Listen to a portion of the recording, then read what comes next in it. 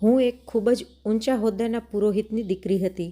જો એમ કહેવામાં આવે કે મારી પાસે મારી પોતાની પ્રામાણિકતાનું પ્રમાણપત્ર હતું તો એ ખોટું નહીં થાય. આખા મહોલ્લામાં અમારા પરિવારને ખૂબ જ માન સન્માનથી જોવામાં આવતો હતો. મારા પિતાની સચ્ચાઈ અને પ્રામાણિકતાની ચર્ચા થતી હતી. પરંતુ મેં મહેસૂસ કર્યું હતું કે જ્યારે પણ મારા પિતાના વખાણ થતા ત્યારે મારી ફઈનું મોઢું બગડી જતું હતું. તે મોઢેથી કંઈ બોલતા તો નહોતા, પરંતુ દર સમયે નકારમાં માથું હલાવતા રહેતા હતા.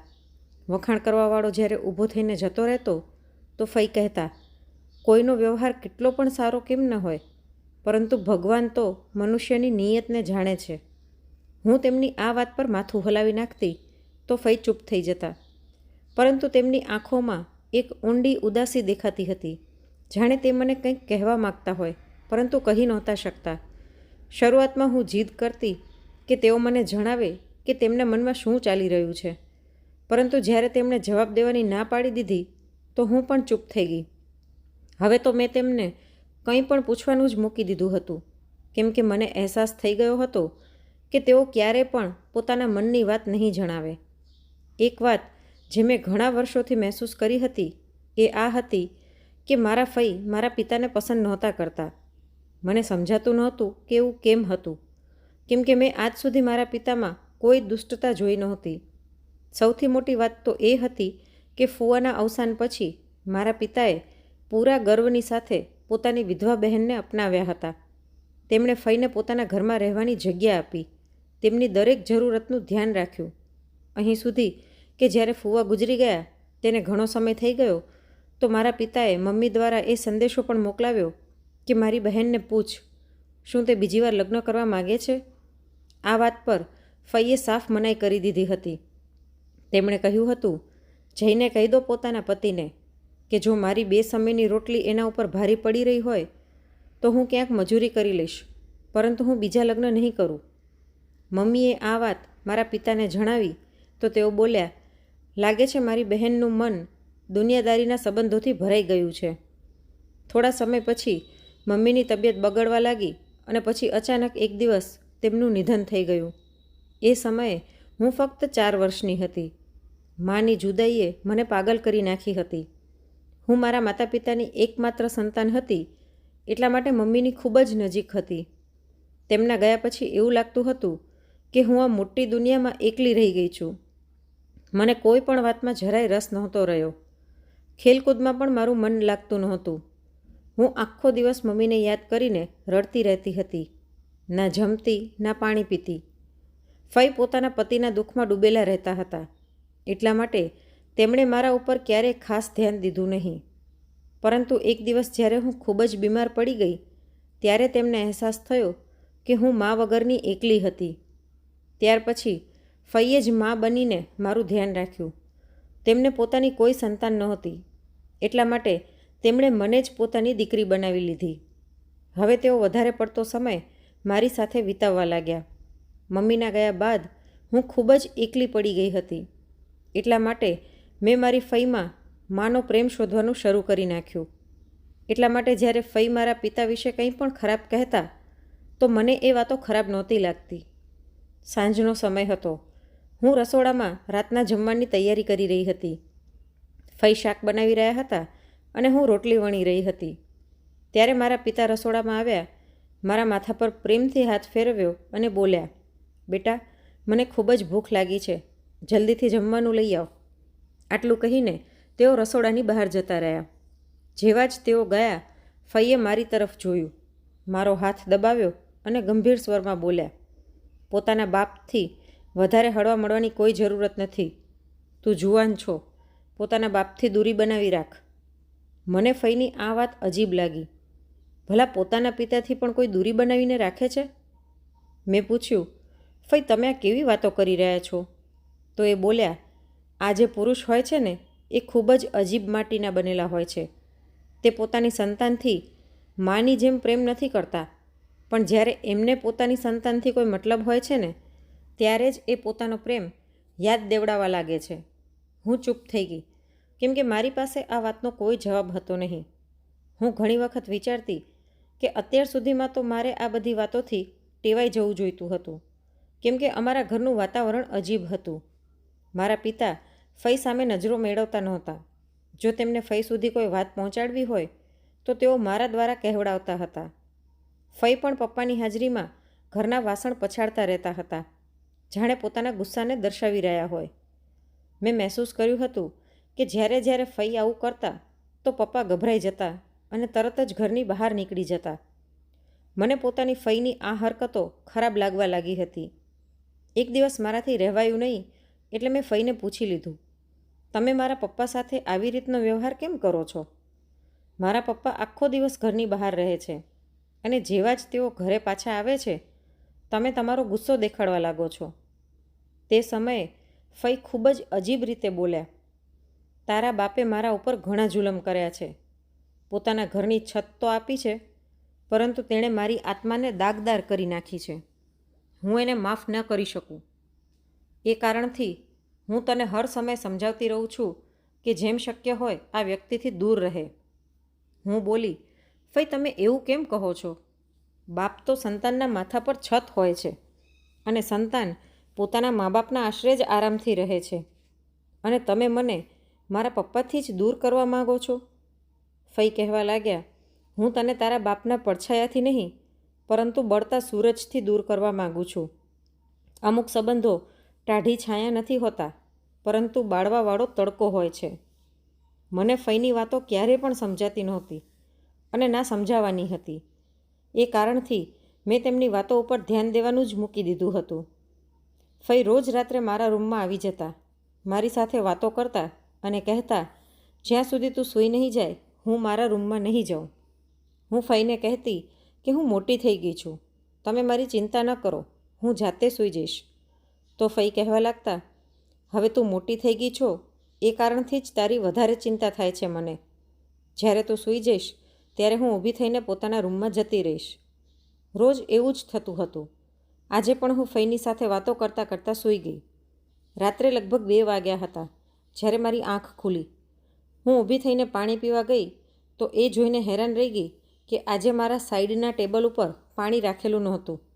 આવું પહેલાં તો ક્યારે પણ થયું નહોતું, અથવા તો કદાચ પહેલાં ક્યારેય રાતના સમયે મારી આંખ જ ખુલી નહોતી. હશે. મેં વિચાર્યું કે હું પોતે જ રસોડામાં જઈને પાણી પી લઉં. જ્યારે હું પોતાના રૂમમાંથી બહાર નીકળી તો એ જોઈને હેરાન રહી ગઈ કે મારા ફઈના રૂમમાંથી પ્રકાશ આવી રહ્યો હતો. મેં વિચાર્યું, ફઈ આ સમયે જાગી રહ્યા છે? ક્યાંક તેમની તબિયત ખરાબ તો નથી થઈ ગઈ ને? એટલા માટે હું જલ્દીથી તેમના રૂમ તરફ આગળ વધી. દરવાજો બંધ હતો, પરંતુ અંદરથી મારા પપ્પાનો અવાજ આવી રહ્યો હતો. તેઓ કહી રહ્યા હતા, જે કંઈ પણ થયું છે એ બધું ગેરસમજણના કારણે છે, મને માફ કરી દે. ફઈ રડી રહ્યા હતા. તેઓ કહેવા લાગ્યા, હું તને માફ ન કરી શકું. તે મારી સાથે ખૂબ જ ખરાબ કર્યું છે. એટલા માટે હું તારી દીકરીને પણ તારાથી દૂર રાખું છું, કેમ કે તું એક જાલિમ માણસ છો. હવે હું ચોંકી ગઈ અને વિચારવા લાગી કે આખરે મારા પપ્પાએ ફઈની સાથે એવું શું કરી નાખ્યું હતું. પપ્પા કહેવા લાગ્યા, મેં જે ભૂલ તારી સાથે કરી છે એ હું મારી સંતાન સાથે ફરીવાર ન કરી શકું. તું ચિંતા ન કર. મેં તો માધવી માટે એક સારો છોકરો પણ શોધ્યો છે. હું જલ્દી જ તેના લગ્ન કરાવવાનો છું. ફઈ કહેવા લાગ્યા, ના, હું તને એના માટે છોકરો શોધવાની પરવાનગી નહીં આપું. મારી દીકરી માટે હું પોતે જ સારો છોકરો શોધીશ. પપ્પા બોલ્યા, હા હા, મને ખબર છે કે માધવીને તે મા બનીને મોટી કરી છે. હું પણ પોતાની રીતે કોઈ સંબંધ નક્કી નહીં કરું. પહેલાં બધી વાતો તારી સામે રાખીશ. જો તને આ સંબંધ ઠીક લાગ્યો તો જ હું માધવીના લગ્ન કરાવીશ. પપ્પા આ વાતો કરી રહ્યા હતા ત્યારે હું રસોડામાંથી પાણી લઈને પાછી પોતાના રૂમમાં આવી ગઈ હતી. હું એ વિચારવા ઉપર મજબૂર થઈ ગઈ હતી કે કદાચ ફઈની અજીબ પર્સનાલિટીની પાછળ પપ્પાનો જ હાથ હોય.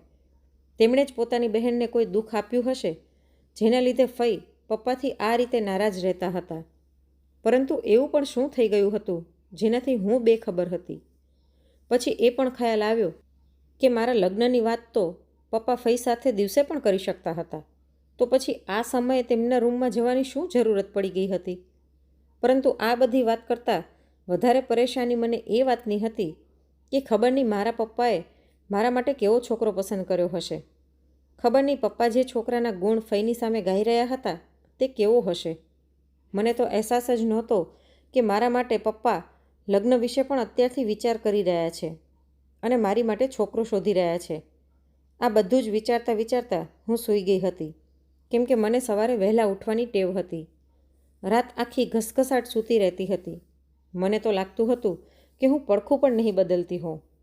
સવાર પડતાં જ હું ઊભી થઈ ગઈ અને નહાઈ ધોઈને પૂજાપાઠ કર્યા. ફઈના રૂમનો દરવાજો ખોલીને અંદર આવી તો તેઓ મારી સામે હસ્યા. કહેવા લાગ્યા, મારી દીકરી તો દુલ્હન બનશે. હું તો પહેલાં જ પપ્પા અને ફઈની વાતો સાંભળી ચૂકી હતી, પરંતુ એ જાહેર થવા દીધું નહીં. મેં ચહેરા પર કોઈ પણ પ્રકારના ભાવ લાવ્યા વગર કહ્યું, ફઈ, તમે આ શું કહી રહ્યા છો? એટલે તે કહેવા લાગ્યા, હું તારા લગ્નની વાત કરી રહી છું. તારા પિતાએ છોકરો પસંદ કરી લીધો છે. આજે એ લોકો તને જોવા માટે આવશે અને જો બધું બરાબર લાગ્યું તો અમે હા કહી દઈશું.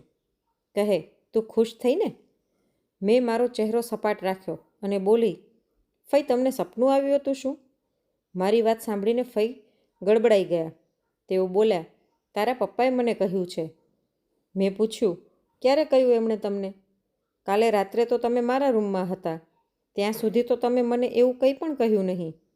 મને પોતે પણ અહેસાસ નહોતો કે હું આવી રીતના સવાલ જવાબ ફઈથી આખરે કેમ કરી રહી હતી.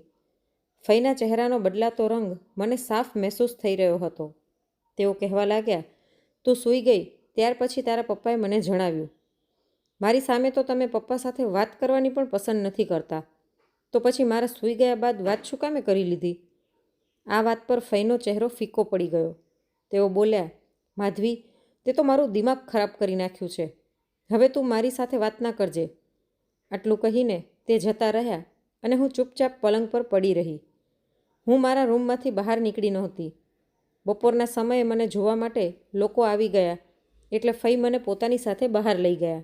મારા ભાવિ સાસુ મને જોઈને વધામણી દેવા લાગ્યા. મેં નજર બચાવીને જોયું તો ખબર પડી કે મારા ભાવિ પતિ પણ મને જોવા માટે આવ્યા છે. અમારી નજરો મળી તો તેમણે મને એક સરસ સ્માઇલ આપી. તેમની સ્માઇલ મારા હૃદય પર જાદુની જેમ અસર કરી ગઈ. મને અંદાજો થઈ ગયો હતો કે હું તે છોકરાને ગમી ગઈ છું. થોડીવાર મહેમાનો સાથે બેસ્યા પછી હું રૂમમાં પાછી આવી ગઈ. મારા માટે ચંદ્રેશનું માગું આવ્યું હતું. તે એક સારો વ્યક્તિ હતો અને મને પસંદ આવ્યો હતો. જો મારા લગ્ન તેની સાથે થઈ જાય તો મને કોઈ પણ પ્રકારનો કંઈ વાંધો હતો નહીં. મહેમાનોના ગયા પછી ફઈ મારી પાસે આવીને બેસી ગયા. તેમણે મારો હાથ પકડી લીધો અને કહેવા લાગ્યા, કહે, કેવો લાગ્યો? તે એને જોયો હતો ને? મેં માથું હલાવ્યું. ફઈ કહેવા લાગ્યા, મેં તારા પપ્પાને કહી દીધું હતું કે જ્યાં સુધી છોકરો આપણા ઘરે નહીં આવે, માધવી તેને નહીં જુએ, ત્યાં સુધી હું લગ્ન માટે માનત નહીં. તારા પપ્પાને મારી જીદ સામે હાર માનવી પડી. આ સાંભળીને હું ફઈ સામે હસી. સવારે જ્યારે ફઈએ મને મારા લગ્નની વાત કરી હતી તો હું ખૂબ જ પરેશાન થઈ ગઈ હતી, પરંતુ હવે જ્યારે મેં છોકરાને જોઈ લીધો હતો તો મને નિરાશ થઈ ગઈ હતી. ફઈ કહેવા લાગ્યા, હા બેટા, તે બિલકુલ સાચો અંદાજો લગાડ્યો. તે છોકરો સારો છે અને જોવામાં પણ ઠીક લાગી રહ્યો હતો. મેં માથું હલાવ્યું અને ફઈને ગળે વળગી ગઈ. તેમની આંખોમાં આંસુ હતા. તે કહેવા લાગ્યા, સારું થશે કે તું સમય પર વિદા થઈને પોતાના ઘરે જતી રહે. આ ઘરમાંથી જેટલું જલ્દી થઈ શકે જતી રહીશ તો સારું રહેશે. ફઈની વાત સાંભળીને હું બોલી, મારા ગયા પછી પપ્પાના જુલમથી તમને કોણ બચાવશે? એટલે ફઈ હસવા લાગ્યા. હવે મને કોઈથી ડર નથી લાગતો. ફઈની આંખોમાં કંઈક અલગ જ ભાવ હતા, જે જોઈને હું ડરી ગઈ. તેમની વાતોનો મતલબ મને સમજાઈ નહોતો રહ્યો. પપ્પાએ જો તમારા ઉપર જુલમ કર્યો છે તો તમે શું બદલો લીધો? એટલે ફઈ બોલ્યા, તું આ બધી વાતોમાં ના પડ. હું પોતે જ એટલી મજબૂત છું કે પોતાનો બદલો લઈ શકું છું. તું તારા લગ્ન ઉપર ધ્યાન આપ અને પોતાની ખુશીઓ મનાવ. હું તેમની સામે હસી. મેં પણ વિચારી લીધું હતું કે જ્યારે લગ્ન પછી પહેલી વખત ઘરે આવીશ તો ફઈની જિંદગીનું દરેક રાજ જાણવાની કોશિશ કરીશ. છોકરાવાળાઓએ 1 અઠવાડિયામાં લગ્નની તારીખ નક્કી કરવા માટે કહી દીધું. હું વિચારી રહી હતી કે આટલી ઉતાવળ કેમ કરી રહ્યા છે, પરંતુ ફઈ ખૂબ જ ખુશ હતા. માધવી, છોકરો ખૂબ જ સારો છે અને તેના ઘરવાળા પણ ખૂબ જ સારા છે. જેટલું જલ્દી થઈ શકે તું વિદા થઈને તેમના ઘરે જતી રહે. ક્યાંક એવું ન થાય કે સંબંધમાં કોઈ અડચણ પડી જાય. હું એમની વાતો સાંભળીને હેરાન થઈ જતી અને પૂછતી, મારા સંબંધમાં કોઈ અડચણ શું કામે આવશે? તેમણે મને પોતાની મરજીથી પસંદ કરી છે. મેં કોઈ જબરદસ્તી તો નથી કરીને. ફઈ કહેતા, તું નથી જાણતી. ક્યારેક ક્યારેક નસીબ ખેલ ખેલી જાય છે. હું તેમની વાતો સમજી નહોતી શકતી. મને ક્યાં અહેસાસ હતો કે મારું નસીબ મારા માટે કોઈ નવો ખેલ રચી રહ્યું છે. અમે લોકો વધારે રૂપિયાવાળા તો નહોતા. મારા પપ્પા એક મોટા પુરોહિત હતા અને અમારી રોજીરોટીની બસ એ જ વ્યવસ્થા હતી. ફઈએ તેમના લગ્નના દાગીના મારા લગ્નમાં ભેટ તરીકે આપી દીધા હતા અને થોડાક વેચીને મારા માટે સામાન ખરીદી લીધો હતો. અમારી તરફથી લગ્ન ખૂબ જ સાદગીથી થયા, પરંતુ છોકરાવાળાઓએ ધૂમધામથી લગ્ન કરવાનું નક્કી કર્યું હતું. તેમને અમારી આર્થિક સ્થિતિ વિશે ખબર હતી, એટલા માટે તેમણે ઓછા લોકોને જાનમાં લઈ આવવાનો વાયદો કર્યો હતો. લગ્નનો દિવસ આવી ગયો. મેં પોતાની બહેનપણીનું ઘરચોળું ઉધાર લીધું અને પહેરી લીધું. હું ખૂબ જ સુંદર લાગી રહી હતી, નાજુક, પાતળી અને રૂપાળી. હું ખુશ હતી કે મારી જિંદગી બદલવાની છે. ફેરા પછી વિદાયનો સમય આવ્યો તો હું ફઈના ગળે વળગીને ખૂબ જ રડી. એ સમયે મને મારી મમ્મીની ખૂબ જ યાદ આવી રહી હતી. પપ્પાએ મારા માથા પર હાથ રાખ્યો અને બોલ્યા, બેટા, રડવાની જરૂરત નથી.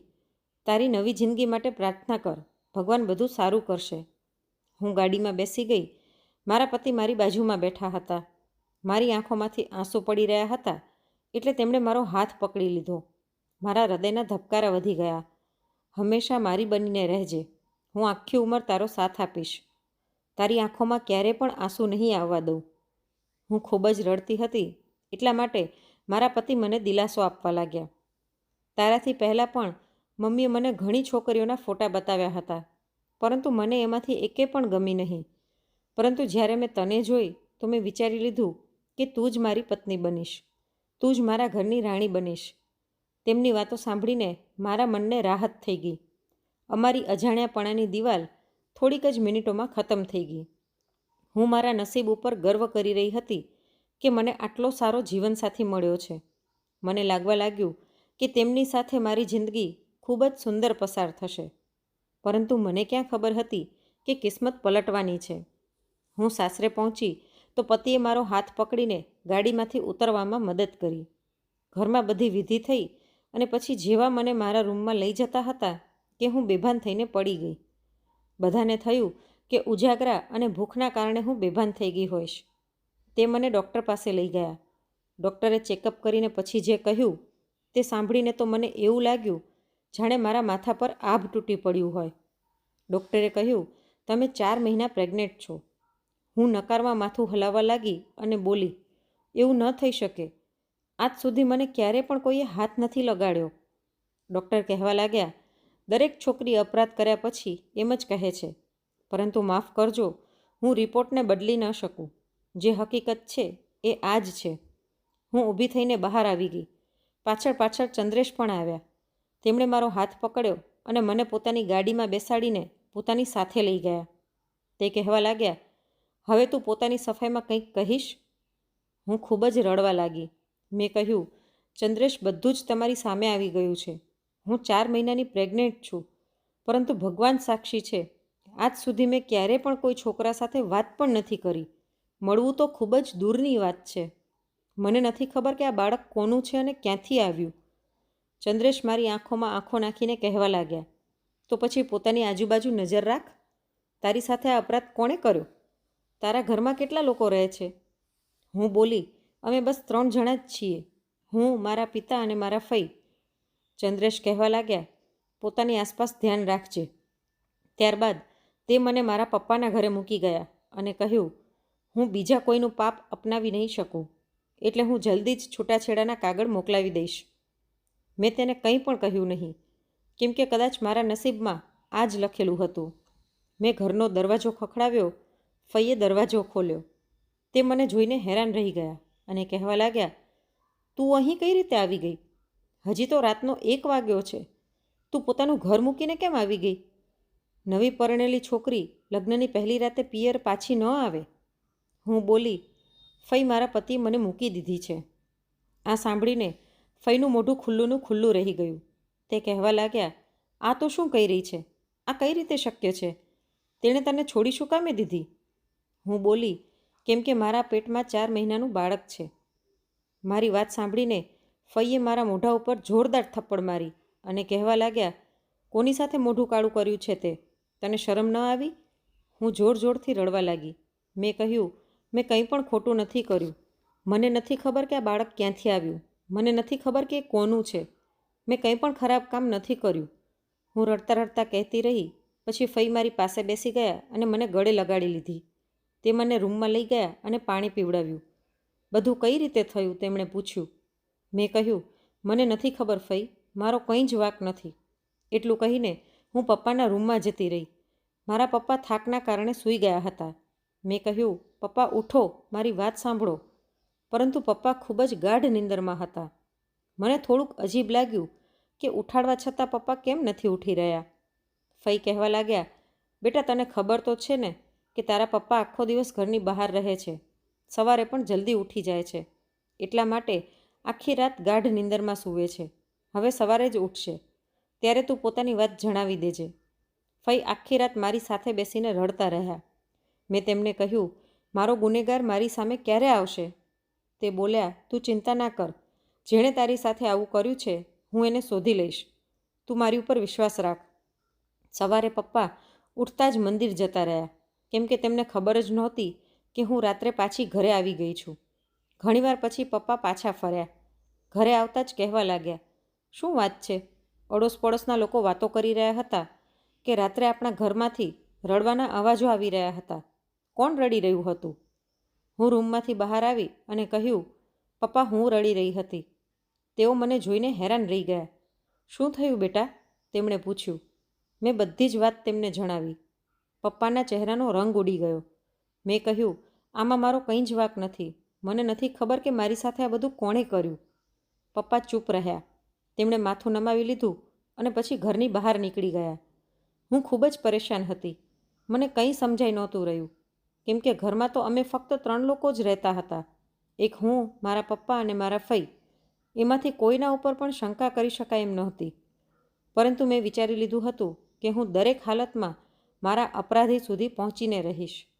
હું ભગવાનને પ્રાર્થના કરતી હતી કે જેણે પણ આ બધું કર્યું છે તેને મારી સામે લઈ આવો.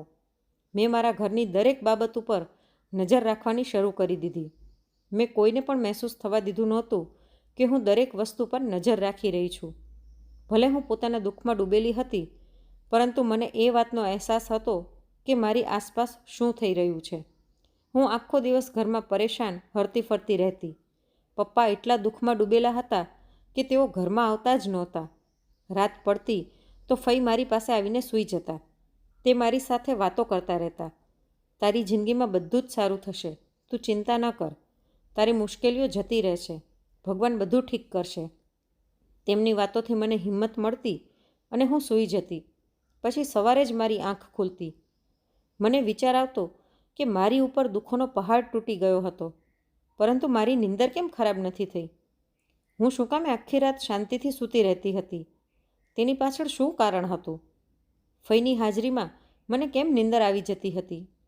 એટલા માટે મેં ફઈને ઘણી વખત કહ્યું કે તેઓ પોતાના રૂમમાં સૂવા જતા રહે, પરંતુ છતાં પણ તેઓ મારા રૂમમાં આવી જતા. જ્યાં સુધી હું સૂઈ ન જાઉં તેઓ બહાર જતા નહીં. એટલા માટે મેં વિચારી લીધું હતું કે આ વખતે હું ચાલાકી કરીશ. હું ફઈની સામે એવું જાહેર કરીશ કે હું સૂઈ ગઈ છું, પરંતુ જાગતી રહીશ અને આખી રાત દરેક વસ્તુ પર નજર રાખીશ. રાત્રે ફઈ મારા રૂમમાં આવ્યા અને મારી સાથે વાતો કરવા લાગ્યા. મેં આંખો બંધ કરી લીધી અને તેમને એવું દર્શાવ્યું કે હું સૂઈ ગઈ છું. થોડીવાર પછી તેમણે મને અવાજ આપ્યો, માધવી, પરંતુ મેં કોઈ જવાબ દીધો નહીં, એટલે તે ઊભા થઈને બહાર જતા રહ્યા. હું પણ મારા પલંગમાંથી બેઠી થઈ ગઈ અને રૂમની બારીની પાસે જઈને ઊભી રહી ગઈ. હજી વધારે વાર થઈ નહોતી કે મને આંગણામાંથી કૂતરાનો ભસવાનો અવાજ આવ્યો, જાણે કોઈ વ્યક્તિ અમારા ઘરમાં આવી ગયું હોય. હું એકદમ સજાગ થઈ ગઈ. એ જોઈને તો મારો જીવ જ નીકળી ગયો કે મારા ઘરમાં એક નવયુવાન દાખલ થઈ ગયો હતો. તેણે આજુબાજુ બધે જોયું અને પછી ફઈના રૂમ તરફ જતો રહ્યો. આ જોઈને મારો આત્મા ધ્રુજી ગયો કે ક્યાંક એ મારી ફઈને કંઈ નુકસાન ન પહોંચાડી દે. એટલે હું પણ ચૂપચાપ ત્યાં પહોંચી. તે છોકરો ફઈના રૂમમાં હતો. મેં આગળ વધીને બારીમાંથી જોયું. તે છોકરો ફઈ સાથે વાતો કરી રહ્યો હતો. એવું લાગતું હતું કે તે બંને એકબીજાને પહેલાંથી ઓળખતા હતા. વાતો કરતાં કરતાં તેણે અચાનક એક કપડું ફઈની સામે કરી દીધું, જેનાથી ફઈ ગાઢ નિંદરમાં ડૂબી ગયા. મારા તો હોશ જ ઉડી ગયા. ખબર નહીં તે છોકરો ફઈની સાથે શું કરવાનો હતો. ત્યારે તે બોલ્યો, તું શું સમજે છે? હું તારા માટે થઈને અહીં આવું છું? તને ખોટું લાગે છે. હું તો તારી ભત્રીજી માટે આવું છું. મને ભલા તારામાં શું રસ હોય? હા, ઠીક છે કે હું તારી પાસે રૂપિયા લઈને ખાઈ લઉં છું, તારી સાથે પ્રેમભરી વાતો પણ કરી લઉં છું, પરંતુ મારા અહીં આવવાનું સાચું કારણ તારી ભત્રીજી છે. આ વાતો સાંભળીને હું પથ્થરની જેમ જડ થઈ ગઈ હતી. હું દોડતી પોતાના રૂમમાં આવી ગઈ. મેં પલંગ ઉપર 2 ઓશિકા રાખ્યા અને તેના પર ચાદર ઓઢાડી દીધી, જેથી એવું લાગે કે ત્યાં કોઈ સૂતું છે. પછી હું રૂમના બાથરૂમમાં જઈને છુપાઈ ગઈ. મેં સહેજ દરવાજો ખોલીને જોયું. તે છોકરો મારા રૂમમાં આવ્યો. તેણે એક શીશી કાઢી એમાંથી રૂમાલ ભીનો કર્યો અને મારા પલંગની ચાદર હટાવીને મને સુવડાવવાની નિયતથી આગળ વધ્યો. પરંતુ જ્યારે તેણે પલંગ પર મને ન જોઈ તો તે હેરાન રહી ગયો. ત્યાં તો ફક્ત 2 ઓશિકા પડેલા હતા. તેના હાથમાંથી બેભાન કરવાની દવા પલંગ પર પડી ગઈ, જેનાથી તે ભીનો થઈ ગયો. તે છોકરાએ આજુબાજુ મને શોધવાની કોશિશ કરી, પરંતુ તેને સમજાઈ ગયું હતું કે હું જાગી રહી છું. તે ગભરાઈ ગયો કે ક્યાંક હું કોઈને જણાવી ના દઉં. પોતાનો જીવ બચાવવા માટે તે મારા ઘરેથી ભાગી ગયો. હું બાથરૂમમાં બેસીને જોર જોરથી રડવા લાગી. હે ભગવાન, આ શું થઈ ગયું? આ બધું શું હતું? મને કંઈ સમજાઈ નહોતું રહ્યું. હું ફઈના રૂમમાં ગઈ અને તેમને અવાજ દીધો, પરંતુ એ તો બેભાન પડ્યા હતા. પપ્પાના રૂમમાં ગઈ તો એ પણ ગાઢ નિંદરમાં સૂતા હતા. હું પાછી પોતાના રૂમમાં આવી, દરવાજો બંધ કરી લીધો અને આખી રાત રૂમની બહાર ન નીકળી. સવારે ઉઠીને બહાર ગઈ તો જોયું કે ફઈ અને પપ્પા બંને મંદિરે જતા હતા. મને જોઈને ફઈ કહેવા લાગ્યા, તું આટલી જલ્દી કઈ રીતે ઉઠી ગઈ? હું બોલી, મેં મારો ગુનેગાર શોધી લીધો છે. ફઈ હેરાન રહી ગયા અને બોલ્યા, ક્યાં છે તે ગુનેગાર, કહે મને. મેં ફઈનો હાથ પકડ્યો અને તેમને પોતાના રૂમમાં લઈ ગઈ. પછી કહ્યું, આજે મને તમે બધું જ સાચું જણાવી દો. મારા પપ્પાએ તમારા ઉપર શું જુલમ કર્યો હતો? ફઈની આંખોમાં આંસુ આવી ગયા. તે કહેવા લાગ્યા, કદાચ હું તને આ વાત ક્યારે પણ ન જણાવત, પરંતુ હવે કેમ કે તું પોતે એક દુઃખથી પસાર થઈ રહી છો, તો હું તને બધું જ જણાવી દઉં છું. જુવાનીમાં હું એક છોકરાને પસંદ કરતી હતી. એ પણ મને પ્રેમ કરતો હતો અને કહેતો હતો કે હું તારી સાથે લગ્ન કરીશ. મારા મમ્મી પણ માની ગયા હતા, પરંતુ તારા બાપે આ સંબંધમાં અડંગો નાખી દીધો. તે કહેવા લાગ્યો કે હું આ છોકરા સાથે મારી બહેનના લગ્ન નહીં કરું, કેમ કે છોકરો ખોટી રીતે રૂપિયા કમાય છે. તે મારી બહેનને કાળી કમાણી ખવડાવશે. મારા ભાઈએ મારો સંબંધ ન થવા દીધો અને પોતાના કોઈ પંડિત મિત્ર સાથે જ મારા લગ્ન કરાવી દીધા. તે ઉંમરમાં મારા કરતાં 20 વર્ષ મોટા હતા. મારા પતિ સારા હતા, પરંતુ હું મારા પ્રેમને ભૂલી નહોતી શકી. લગ્નને થોડો સમય વીત્યો હતો કે મારા પતિ મરી ગયા. આ સજા મારા માટે ખૂબ જ મોટી હતી. સાસરાવાળાઓએ મને મનહૂસ કહીને ઘરમાંથી કાઢી મૂકી, એટલે હું પાછી પોતાના ઘરે આવી ગઈ. હવે મારો ભાઈ મારાથી નજર નહોતો મેળવતો. તેને ખબર હતી કે આ બધું તેના કારણે થયું છે. જો તે મારી પસંદથી મારા લગ્ન કરાવી આપત તો આજે હું વિધવા ન હોત. મારી પાસે મારા પતિનો સાથ હોત. ભાઈ મારી સાથે વાત કરવાથી પણ ડરતો હતો. તેણે પોતાની પત્નીને કહ્યું કે જઈને મારી બહેનને પૂછ કે શું તે બીજા લગ્ન કરવા માંગે છે કે નહીં. મેં મારા પ્રેમીનો નંબર શોધ્યો અને તેની સાથે વાત કરી તો તેણે કહી દીધું કે હું હવે લગ્ન કરી ચૂક્યો છું. હવે મારી જિંદગીમાં તારી કોઈ જગ્યા નથી. એટલે મેં પણ બીજા લગ્ન કરવાની ના પાડી દીધી. તે દિવસથી લઈને અત્યાર સુધી મને તારા બાપથી નફરત છે. મને ડર લાગતો હતો જ્યારે તારી સાથે પ્રેમભરી વાતો કરતો હતો, તારા નખરા સહન કરતો હતો, તો મને લાગતું હતું કે એ તારા લગ્ન પણ કોઈ મોટી ઉંમરના પુરુષ સાથે કરાવી દેશે. તું ના પાડીશ તો તને પોતાનો પ્રેમ યાદ અપાવશે કે મેં તને ખૂબ જ પ્રેમ કર્યો છે બેટા, તારી દરેક ઈચ્છાઓ પૂરી કરી છે. શું તું મારી નાનકડી ઈચ્છા પૂરી નહીં કરી શકે? એ જ કારણ હતું કે હું નહોતી ઈચ્છતી કે તું પોતાના પિતા સાથે વધારે હળીમળી જાય, કેમ કે દીકરીઓ તો પોતાના પિતા માટે જીવ દેવા માટે પણ તૈયાર થઈ જાય છે. તું પણ પિતાની ખુશીના કારણે કોઈ મોટી ઉંમરના વ્યક્તિ સાથે લગ્ન કરી લેત અને પછી મારી જેમ વિધવા થઈ જાત. એટલા માટે મેં તમારા બંને બાપ દીકરી વચ્ચે હંમેશા એક લાઈન ખેંચીને રાખી હતી. જ્યારે જ્યારે હું તારા પિતા તરફ જોતી હતી તો મારું દુઃખ તાજું થઈ જતું હતું. હું તેની તરફ જોઈને વાસણ પછાડવા લાગતી હતી. મેં પણ વિચારી લીધું હતું કે હું આ માણસ સાથે બદલો લઈને રહીશ. એ શું કહેતો હતો કે મને મારો પતિ કાળી કમાણી ખવડાવશે? મેં પણ વિચારી લીધું હતું કે હું પણ એક ખોટા સંબંધમાં બંધાઈ જઈશ. તને જાણીને હેરાની અને તકલીફ થશે કે તારી ફઈ પોતાની ઉંમર કરતાં 10 વર્ષ નાના છોકરા સાથે ગેરસંબંધમાં બંધાયેલી છે. હું રોજ તારા અને તારા પિતાના જમવામાં નીંદરની દવા ભેળવી દેતી હતી. એટલા માટે તે આખી રાત ગાઢ નીંદરમાં રહેતા હતા. આ વાતો સાંભળીને હું રડવા લાગી અને બોલી, હું આ બધું જાણી ગઈ છું. કાલે રાત્રે હું જાગી રહી હતી. મને સુવડાવ્યા પછી જ્યારે તમે પોતાના રૂમમાં જતા રહ્યા તો થોડીવાર પછી એક છોકરો ઘરમાં દાખલ થયો. તે તમારા રૂમમાં ગયો. તેણે તમને નીંદરની દવા સૂંઘાડી દીધી અને પછી મારા રૂમમાં આવી ગયો. હું પોતાને બાથરૂમમાં બંધ કરી ચૂકી હતી.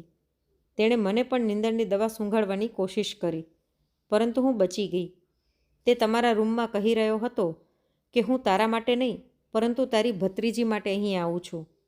મને જેણે પ્રેગ્નેન્ટ કરી છે તે બીજું કોઈ નહીં પરંતુ એ જ છોકરો છે જેને તમે ઘરે બોલાવતા હતા.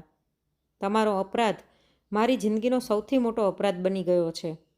તમે મને જિંદગીભરનું દુઃખ આપી દીધું છે. હું આ વાતો કરતી કરતી બેભાન થઈ ગઈ. મારી આંખ હોસ્પિટલમાં ખુલી.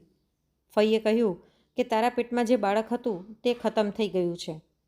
ફઈની વાતો સાંભળીને મારી આંખમાં આંસુ આવી ગયા હતા, કેમ કે હું આ બાળકને પ્રેમ ન આપી શકત. તે મને હંમેશા મારી તકલીફ અને ભૂતકાળ યાદ અપાવત અને હું આખી જિંદગી તેને જોઈને બાળકોથી નફરત કરતી રહેત. ફઈએ તે છોકરા સાથે બદલો લેવાનું વિચારી લીધું હતું. તેમણે તેને ફરીવાર એક રાત્રે ઘરે બોલાવ્યો. જ્યારે તે દાખલ થયો તો તેમણે પોલીસને ફોન કરી દીધો અને કહ્યું કે આ ચોર છે. ચોરીના આરોપમાં તેને કેદ કરાવી નાખ્યો. અહીં મારા છૂટાછેડાના સમાચાર પણ આખા પરિવારમાં ફેલાઈ ગયા હતા. મને એ વાતનો ડર હતો કે હવે હર કોઈ મારા ઉપર આરોપ લગાડશે, પરંતુ ભગવાન ભલું કરે ચંદ્રેશનું. તેણે બધાને એમ જ કહ્યું કે હું મારી પત્નીને છૂટાછેડા એટલા માટે આપી રહ્યો છું કે મને બીજી કોઈ છોકરી પસંદ હતી. તેણે મારો આરોપ પોતાના માથા પર લઈ લીધો હતો. તેની સાથે છૂટાછેડા પછી મારા માટે ઘણા સંબંધ આવ્યા, પરંતુ હું હજી કોઈ સાથે લગ્નના બંધનમાં બંધાવા માટે તૈયાર નથી.